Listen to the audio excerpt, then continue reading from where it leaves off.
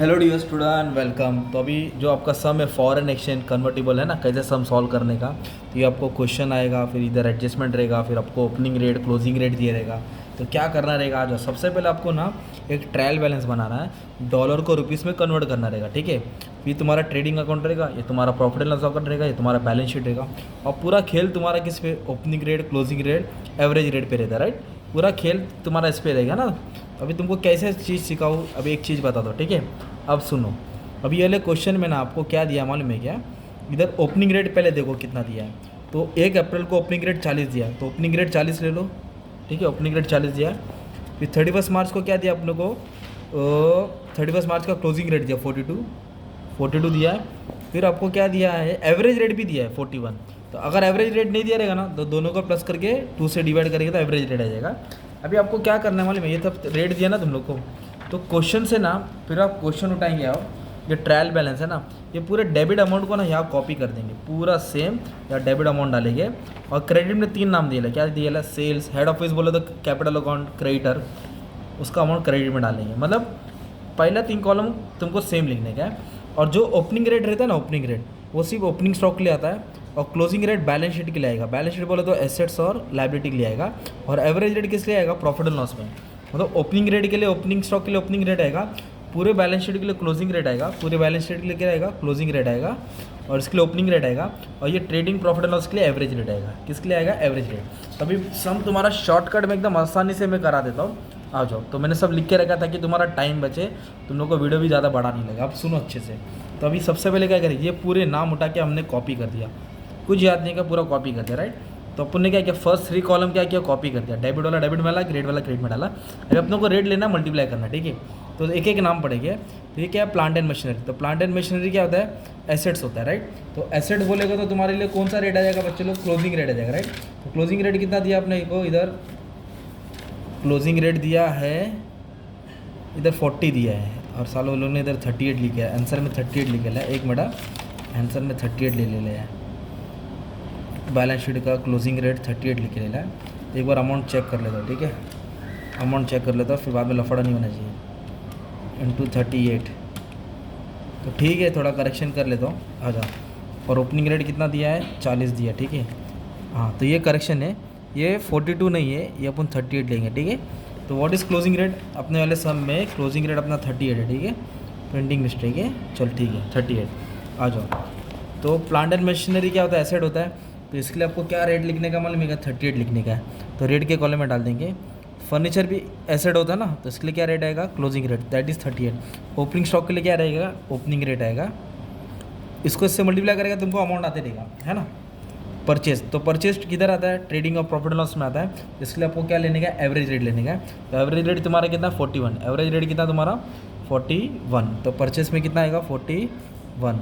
Goods from head office direct तुमको दिया है, गिवन क्यों लिखा मालूम है क्या, एडजस्टमेंट में ना डायरेक्ट दिया है।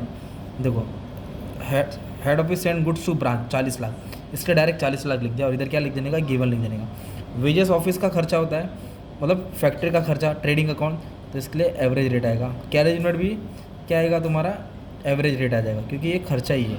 सैलरी भी एवरेज रेट है ना, एवरेज रेट बोले तो 41। रेंट भी, इंश्योरेंस भी, ट्रेड एक्सपेंस भी।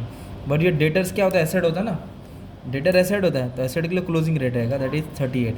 कैश भी एसेट होता है, 38। सेल्स तुम्हारा ट्रेडिंग अकाउंट में आता है, तो ट्रेडिंग अकाउंट बोलो तो एवरेज रेट लेने का, right. Head office account direct तुमको दिया है, हेड ऑफिस अकाउंट डायरेक्ट दिया रहेगा 42 लाख, इसलिए डायरेक्ट लिख दिया। क्रेडिटर क्या होता है, लायबिलिटी होता है, इसलिए क्या आएगा तुम्हारे लिए, क्लोजिंग रेट, दैट इज 38। ये तुमने क्या कर दिया, रेट लिख दिया। अब रेट लिखने के बाद ना तुमको अमाउंट निकालना पड़ेगा, राइट। तो अमाउंट कैसा आएगा मालूम है क्या, इसको इससे मल्टीप्लाई करेंगे तो ये अमाउंट आएगा, इसको इससे मल्टीप्लाई करें तो ये आएगा, इसको इससे क्या करना है, मल्टीप्लाई करना है। सबको क्या करते जाओ, मल्टीप्लाई करते जाओ, ये अमाउंट आएगा। तो डेबिट वाला डेबिट में डालने का, क्रेडिट वाला किधर डालने का, क्रेडिट में।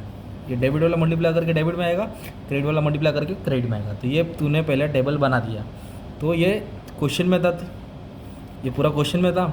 आपने आइडेंटिफाई किया कि अगर एसेट्स है तो क्लोजिंग रेट, हमारे वाले क्वेश्चन में क्लोजिंग रेट मैंने करेक्शन किया थी, ठीक है, 38 आ गया। फिर आपको क्या करने का, एडजस्टमेंट भी दिया है। तो एडजस्टमेंट जिस पे दिया उस पर टिक मार्क करने का है। तो एडजस्टमेंट किस पे दिया मालूम है, एडजस्टमेंट दिया है वेजेस पे, बोला आउटस्टैंडिंग है, तो वेजेस पे टिक मार्क किया। ये प्लांट एंड मशीनरी फर्नीचर है, उस पर टिक मार्क किया। हेड ऑफिस डायरेक्ट लिख देने का, स्टॉक ये क्लोजिंग स्टॉक है, ओके, ये क्लोजिंग स्टॉक है। तो और इधर बोला है फर्नीचर, फिक्स एसेट का भी खरीदा $38 बोला है, ओके, फिक्स एसेट का कितना बोला 38। तो अभी थोड़ा इधर अपन ने लफड़ा कर दिया और अपन ने थोड़ा इधर गलत कर दिया, ठीक है। अभी गलत क्या किया तुमको बताता हूँ। अभी अपने को वीडियो क्या करना पड़ेगा, फिर से एडिट करना पड़ेगा लगता है। तो एक छोटा सा मिस्टेक हो गया, ओके। मिस्टेक क्या हो गया मालूम है क्या, अपने को ना जो एसेट्स का रेट है ना वो 40 था, ठीक है, मैंने ध्यान से नहीं पढ़ा तो 40 था। तो पर इधर 38 इसलिए लिया था। 38 लेने का मतलब क्या था, तो कंफ्यूज हो गए आप लोग। तो 38 इसलिए लेना क्योंकि फर्नीचर पे फिक्स रेट पे 38 बोला था, इसलिए यहाँ 38 आएगा। अब जिधर जिधर तुम्हारा वो है ना एसेट्स और लायबिलिटी मतलब डेटर्स, तो इसको करेक्ट करना पड़ेगा, अपन को 40 लिखना पड़ेगा, ठीक है। इस तरह 40 था, इधर 40 था, इधर 40 था, तो थोड़ा ऊपर नीचे हो गया। और ये 38 इसलिए लिखा क्योंकि इधर गिवन था। अब इसको क्या करेंगे अपन, सॉल्व करके मल्टीप्लाई कर दे, अभी पोस्टिंग कर दो, राइट। तो आ जाओ, तो करेक्शन थोड़ा था, ट्राई करता हूँ। अभी ये प्लांट एंड मशीनरी तुम्हारा एसेट होता है ना, तो इसको किधर डालेंगे, एसेट्स में डालेंगे। तो ये वाला अमाउंट लेने का, रुपीज़ वाला लिखने का, राइट। तो 53,22,000 कितना आएगा, 53,22,000, उसको डायरेक्ट बाहर डाल देंगे। 53,20,000 बाद में डेप्रिसिएशन माइनस कर देना।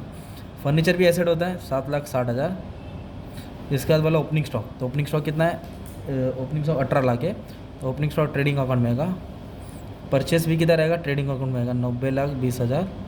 फिर गुड्स फ्रॉम हेड ऑफिस मतलब गुड्स आया, गुड्स बोलेगा तो तुम्हारा ट्रेडिंग अकाउंट में आएगा, ठीक है, 40 लाख। वेजेस भी तुम्हारा किधर आएगा मालूम है क्या, ट्रेडिंग अकाउंट में आएगा। कितना दिया, 49,92,000। अब इस पर क्या दिया तुम्हारा आउटस्टैंडिंग, वो ऐड करेगा। कैरेज इनवेंटरी भी इधर ही आएगा, ठीक है, 1,23,000। फिर सैलरी है, सैलरी ऑफिस का खर्चा होता है, ऑफिस का खर्चा बोले तो प्रॉफिट एंड लॉस में आएगा। सैलरी अमाउंट ये वाला लेने का, ठीक है, 738। फिर रेंट बोला है 2,46,000। फिर इंश्योरेंस बोला है 82,000। फिर ट्रेड एक्सपेंस बोला है 123,000। फिर डेटर्स बोला है 12,60,000। डेटर्स तुम्हारा क्या हो जाएगा बच्चे लोग, एसेट्स फुल घुमा फिरा के आ रहा है भाई। फिर कैश, कैश भी इधर ही आ जाएगा 2,52,000। और सेल्स ऊपर आएगा, trading account 18,86,000। Head office account liability में लिखने का हमेशा, कैपिटल होता है 42 लाख। और ये एक्सचेंज डिफरेंस, ये डिफरेंस निकालने का रहता है। ये टोटल से टोटल क्या करेंगे, माइनस करेंगे। ये डिफरेंस आता है तुमको प्रॉफिट लॉस में डालना पड़ता है। क्रेडिट कभी कभी ज़्यादा आता है, कभी कभी डेबिट ज़्यादा आता है। इधर डेबिट ज़्यादा है, ये पूरा टोटल लेने का और ये तीनों, तो इसमें से माइनस किया है तो डेबिट ज़्यादा है, राइट। ये डिफरेंस है तुम्हारा 1,90,000 1 2 3 4, ये जीरो है, राइट। ये डिफरेंस तुम्हारा किधर आया, क्रेडिट में है, मतलब डेबिट ज़्यादा लिख रहा, तो क्रेडिट में है इसलिए इसको क्रेडिट में डालेंगे। अगर मान लो डेबिट में आता है, क्रेडिट में से डेबिट क्या करते हैं, माइनस करते हैं, फिर इसको डिफरेंस को कहाँ डालते हैं, डेबिट में डालते हैं, ठीक है।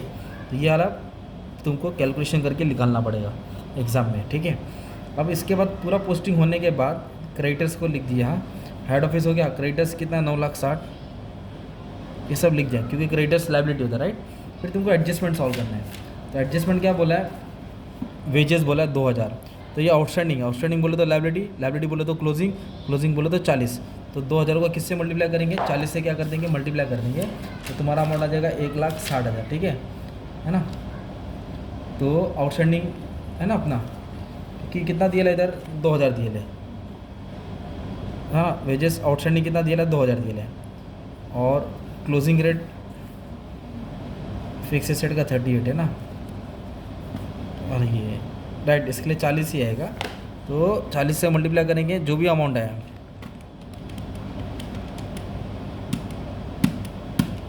80,000, तो आउटस्टैंडिंग है, तो आउटस्टैंडिंग को प्लस करके लायबिलिटी में डाल देंगे, 80,000 प्लस करके, और 80,000 किधर आएगा, लायबिलिटी में आ जाएगा। तो एक ये एडजस्टमेंट ईजी है। फिर फर्नीचर के बाद डेप्रिसिएशन है 10%, इधर भी क्या करो, माइनस करो, 10% इधर भी क्या करो, माइनस करो।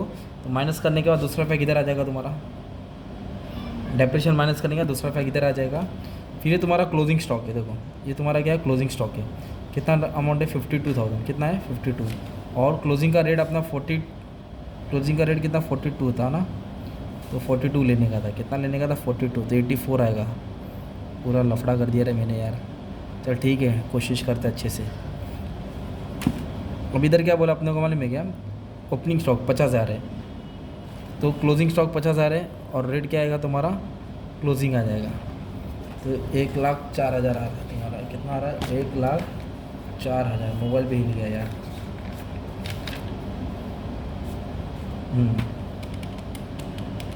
डबल 21 लाख। क्लोजिंग स्टॉक का दूसरा पैक किधर दे देंगे, एसेट्स में दे देंगे। फिर इसके बाद क्या बोला, हेड ऑफिस अकाउंट डायरेक्ट लिख दिया इधर तुमने, ओके। फिर क्लोजिंग स्टॉक हो गया, फिक्स एसेट के लिए 38 ले लिया, ओपनिंग क्लोजिंग रेट दिया था। फिर सब एडजस्टमेंट होने के बाद क्या करेंगे, आप लोग बैलेंस सॉल्व करेंगे। इसको सॉल्व करेंगे, तुमको ग्रॉस प्रॉफिट मिलेगा।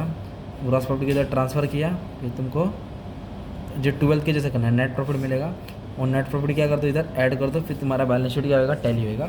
इधर मैंने गलत क्या कर दिया, जहाँ राइट रेट लिखा था उधर गलती से मैंने 40 लिख दिया, ठीक है। तो क्लोजिंग रेट किसके लिए आएगा मालूम है, बैलेंस शीट के लिए आएगा। बैलेंस शीट बोलेगा तो इसके लिए creditor, outstanding wages, debtor, cash, closing rate आएगा। ओपनिंग स्टॉक के लिए 40 रेट था, और एवरेज रेट किसके लिए आएगा, इसके लिए आएगा। और एडजस्टमेंट में जो बोला है उसके हिसाब से लिखना पड़ेगा।